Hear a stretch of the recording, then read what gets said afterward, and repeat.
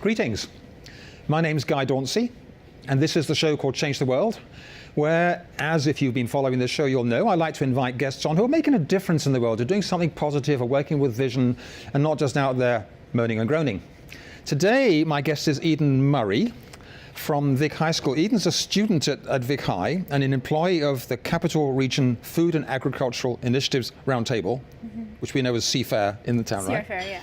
You organise the Youth Food Network, a programme for youth in the Capital Region to engage with their diverse food system, and she helped develop the Vic High School Garden and the Salad Bar. Her passions span from food work to teaching yoga, from truth and reconciliation to advocating for self-care. So how did you, from being a regular high school student, suddenly get motivated by the food thing and gardening? The food thing. Yeah. Good question. I wouldn't call myself a regular high school student. You're an irregular high school student. Yes, irregular. Yeah, so when I got to Vic High, I was in grade 9. Okay. And I had quite a bit of social anxiety. Yeah. And so I think to deal with that, I spent a lot of time with the plants. Okay, because they don't argue back, they don't bully, and Exactly. there you go. There wasn't necessarily bullying, but I think just spending time in nature and with the energy of the land. And I've heard felt actually so that nice. the girls can put much more pressure on each other than boys do. Right. Yeah. Yeah, perhaps. So spending nature with the time with the plants and nature. Yeah, that was really nice for me. And so I kind of gravitated towards this space at the school that was safe for me, and I was on my own. And it was also like a project, and it was empowering because it was my space, and it was a place that I had control over, and it was my project. Did it exist before you got there? Yes, so the space did. Right. Asha Rao, she got the space through grants and talking with the school district.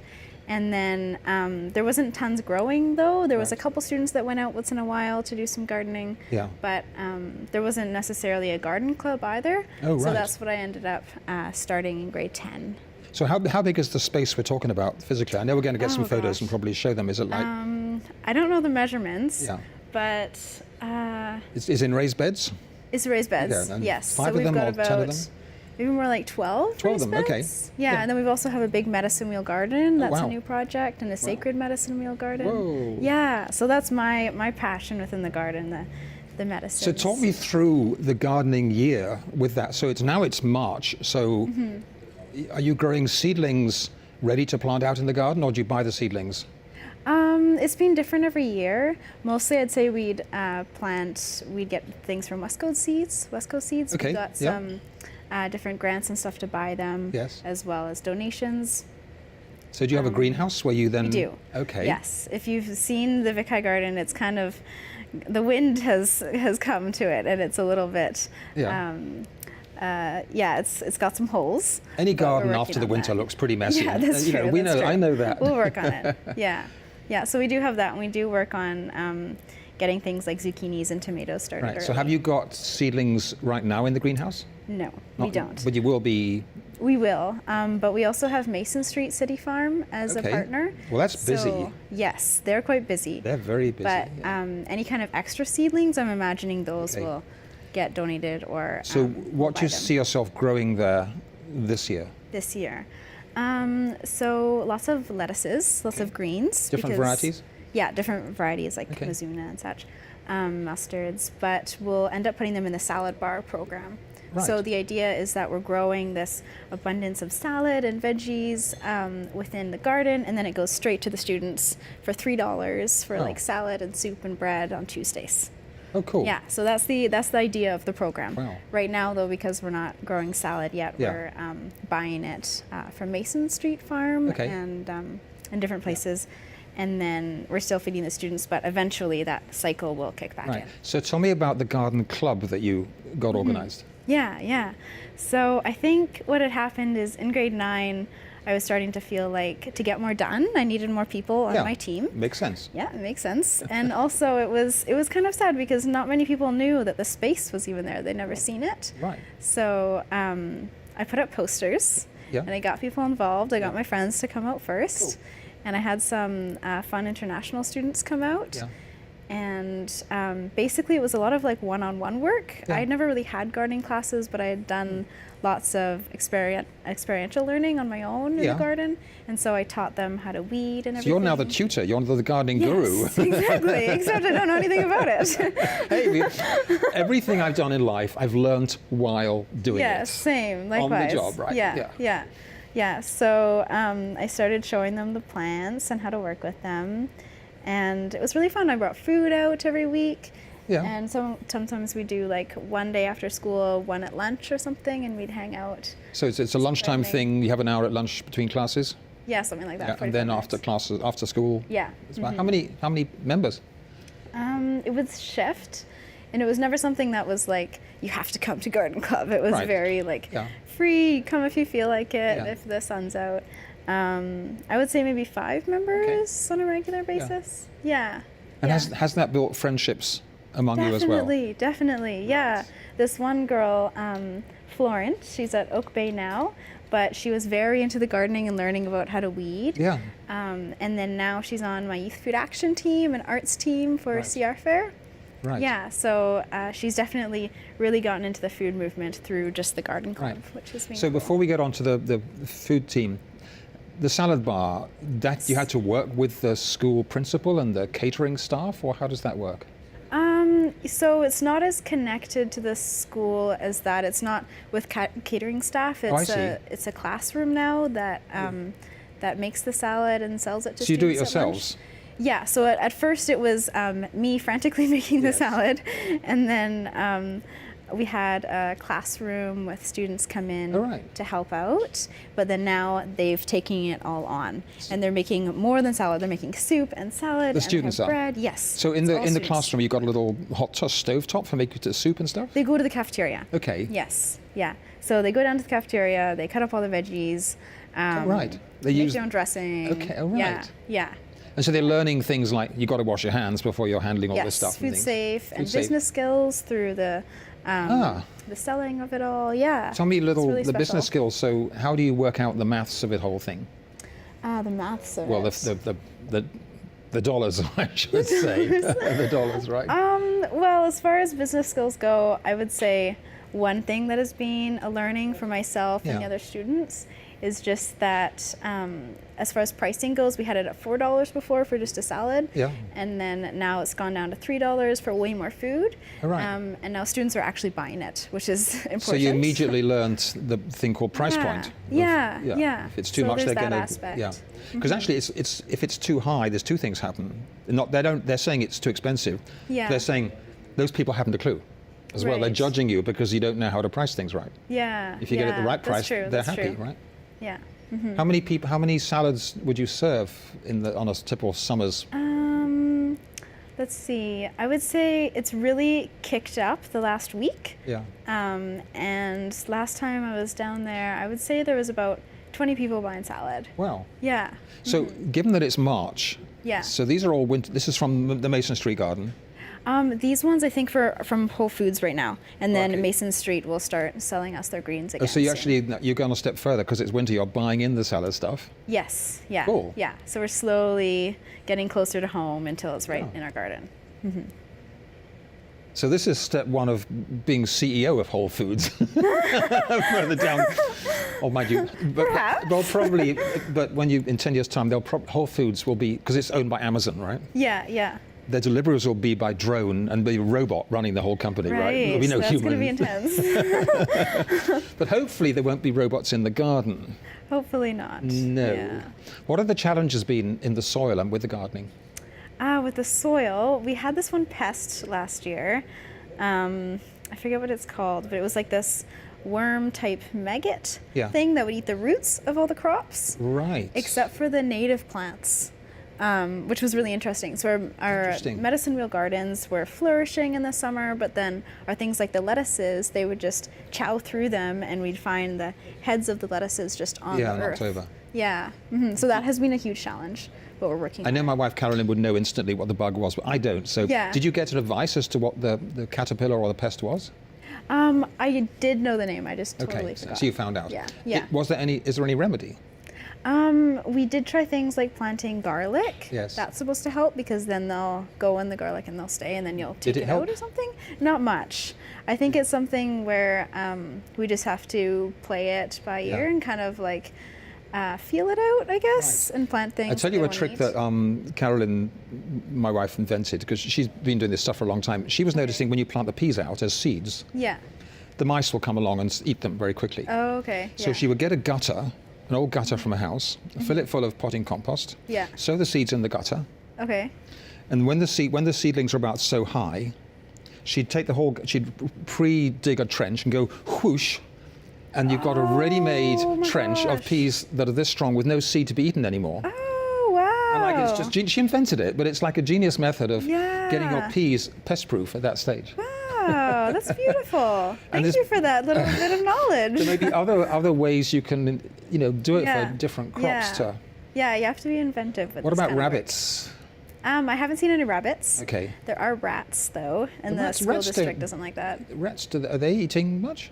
No, we don't No. find it that bad, but Yeah. yeah, like the city and the school district tends to not want rats, and they No. think that So the compost are you is a are you composting there as well? We're not right now, but we're working on this year. That's like our next project Yeah. to get it up and running. Because we compost but never put food waste Right. in the compost because that's what the Yeah. rats want. So the food Yeah, waste. no, we haven't done that. yeah, we don't if necessarily you do plan general on it. garden waste, the rats aren't going to bother with it, right? Yeah, exactly. So, is this which year are you in? How many more years do you have, or is this your final year? This is my final year. I'm in my Right. last semester. And how many members of the garden club you're in grade 12 then coming? Yes. Have you got members in grade 11 and 10 and 9? We have people that are interested Yeah. in those grades and in the class that are doing the salad bar. Yeah. But we also have some really great champion teachers that have started stepping up. Yeah.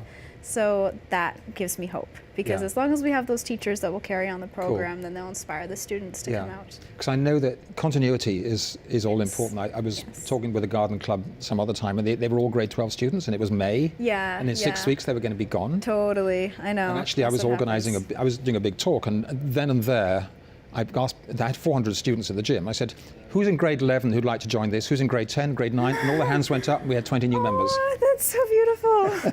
Oh my gosh. They just needed to be told about it and be inspired Yeah. about it. Yeah, yeah. Because which grade were you in when you started? Grade 9. It was right go. away. I was like, I So need to be there. you need to have other grade 9ers Yes. coming in.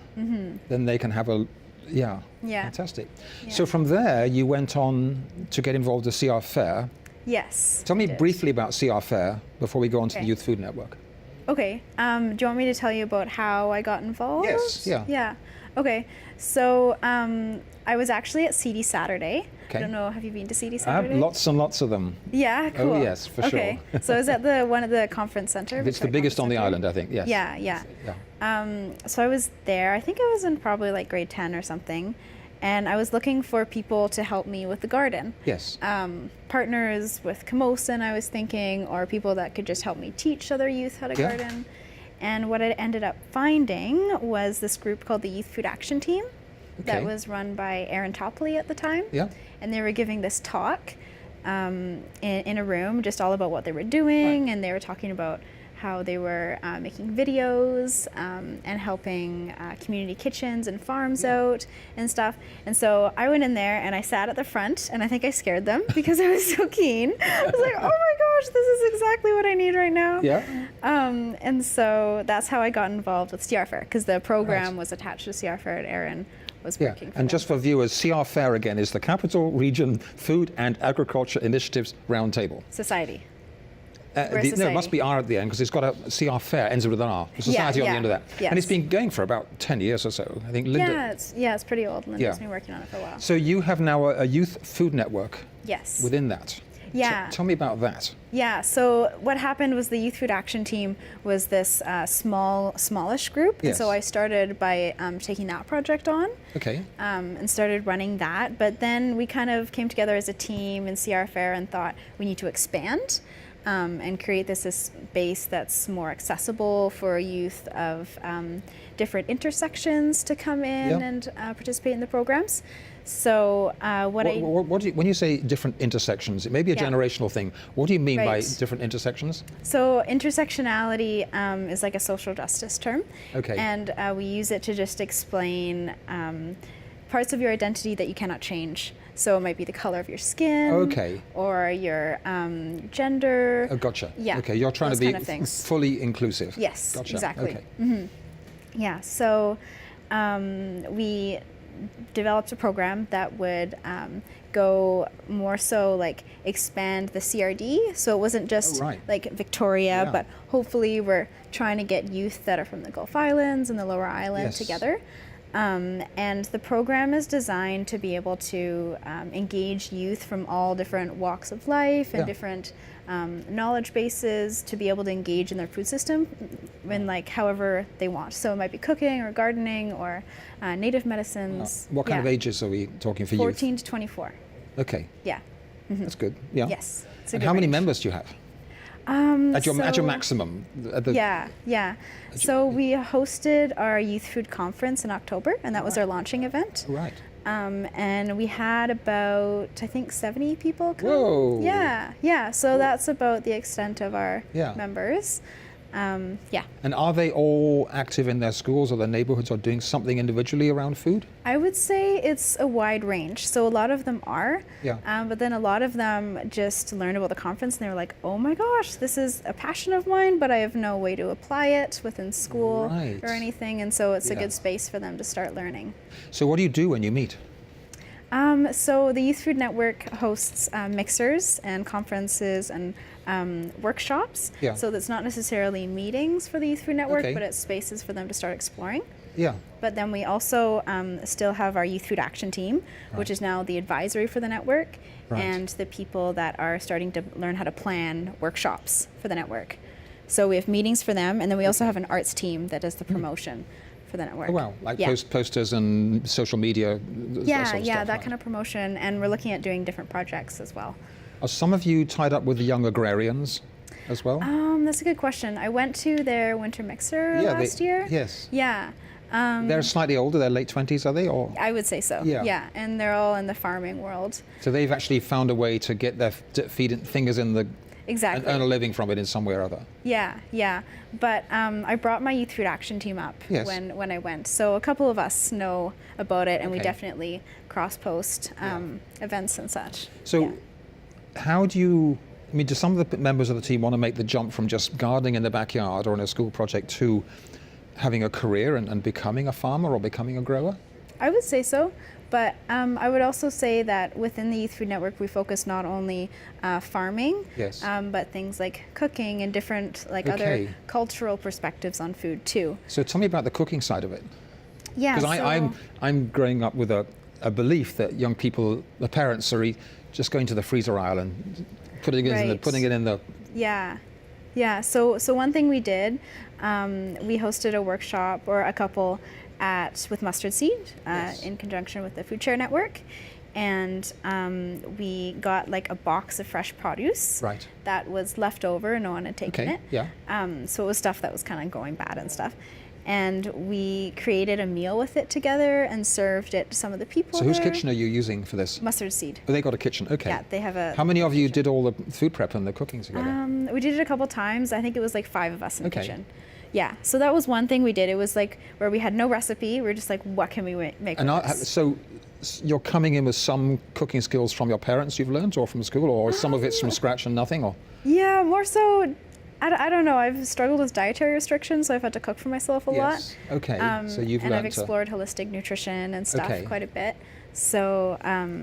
You're teaching the others a bit and stuff like that. So yeah, and everyone's teaching each other, I would say. Using different flavorings and herbs and spices and sauces. Yeah, exactly. Mixing it all up, having fun together. Is there any particular dish that the students like cooking especially? Yeah, so we made something at the Youth Food Conference. Yeah. We made several different dishes, but one thing that was highly enjoyed were some whole roasted garden carrots. They were donated from Wind Whipped Farm. Yeah. Vyoshini, she donated them to the event, and they had honey on them and spices. And now you're talking, because when I grew up, carrots was simply boiled, and that was it. Yeah. And when Carolyn introduced me to roasted root veggies and they were so with beautiful pepper too. and stuff, like, whoa. I know. Yeah, the youth ate quite well they do eat quite well at all of our Right. events. Yeah. What are the, within your network, what are the young people's worries around the way they look at food and stuff in the future? We actually did some brainstorming on that at the conference. I wish I had my big list here with me, because there's a huge list that they created. Just the ones that come to the top. Yeah. Let's see. One of them I would say was that it's hard for a lot of youth, accessibility-wise, to start getting engaged, because a lot of the food events that we see maybe aren't engaging enough for them, they're not hands-on, or perhaps just socially it's not quite accepted for them to engage in the political conversations around food. So they go and they feel on the edge a bit? Yeah. Okay. So that's what the Youth Food Network can help with. It's a space for a specific age group, 14 to 24, to come in and start learning about food and engaging in their food systems. And what other worries do they have? Other worries, environmental, everything from environmental, political. Say. Yeah, so one of them, truth and reconciliation, was definitely a big one, I'd say. Talking about food in a sense of farming is quite colonial. We're talking about a lot in the food world lately. Yeah. Say a bit more about that. Why is farming colonial? Well, I think it's important to recognize the fact that it's important and that we need it in our society today. But it's also a practice that was brought to this land from people that are not First Nations, and so it's not a traditional practice of this land. And so I think that is something on youth's mind quite a bit. And as far as reconciliation, truth and reconciliation goes within the food world, I think it's important to recognize native plants and medicines as well as those farming practices. So are you learning about the edible native plants? Yeah. The miner's lettuce and the... Yeah, the miner's lettuce. I was actually walking through Spring Ridge Commons to get here and noticing the abundance of the miner's lettuce. So, and you grow them in your ceremonial in the garden? Yes. Okay. Yeah, that was a really fun project because, like this table, it's a circle. Yes. And it's actually patterned after the medicine wheel. Yes. So we've got 4 quadrants, and what we had is a class at Vic High, First Nations Art and Culture class. Oh, right. They studied the medicine wheel and its teachings, and then they studied different plants and their teachings. And then they correlated the plants with the different quadrants. Oh, right. Yeah, and so it's really beautiful. Do you have a First Nations elder or someone teaching you about that aspect? I wasn't actually in the class. Okay. I got gifted the plans to help plant it. Right. But Sarah Rood, the district Aboriginal education teacher person for SD61, she did that with the class. Yeah. Yeah. I read that typical hunter-gatherer peoples before agriculture would be eating 120 different food sources while they're out there gathering, and yeah, it's so abundant. It's so abundant when you know where to look and how to look for it, right? Yeah, totally. Yeah. So many good medicines too. So much healing in the plants. So what's next for you? When you're leaving school this summer? Yes, I'm leaving school. What's next? So what I'm planning to do is do a graphic design course through the Pacific Design Academy. Okay. I'm quite into the art side of things as well, and I'm hoping that it can help with the promotion of the Youth Food Network. Right. Which you can stay in until you're 24, right? Yes, exactly. Yeah, I'm starting to pass things on with the Youth Food Action Team already too, which is nice. But yeah, I'm doing that, and then I'll do some yoga teaching, I'm hoping, next year, as well as working for CR Fair. And when you finished at school, where will you grow food yourself? Oh, that's a good question. I'm not sure. Do you have a space at home where you live? No, I don't have a space at home. But you volunteer with Mason Street or something like that? I could, I could volunteer with the city farm. Yeah. Yeah, so that's my plans for next year, and then following that, I'm hoping to do the major in Indigenous Studies at UVic. Oh, right. Okay. Yes. So it's going to be a new program soon. Right. But that's definitely a huge passion of mine, and I think it's really important for me to take part in. How among your generation, because I'm about 5 generations ahead of you, right? Yeah. How much is there a new awareness around Native reconciliation and forgiveness? I would say so. Yeah. How does it play out in school? You have First Nations students there, right, with you? Yeah. How does it play out? That's a big question. I think it's different for everyone. So do you, in history, I know we're going off topic from food, do you learn about the native life on the island before the white people came in school? not always in a way that's perfect Right. or respectful. You learn about the residential school system? Yes. Okay. Yeah, but not properly, I would say, Right. always. I'm in BC First Nation Studies 12 right now. Right. And so through that, it's really wonderful to watch other students learn about these things with me and to have a Yeah. community to learn in.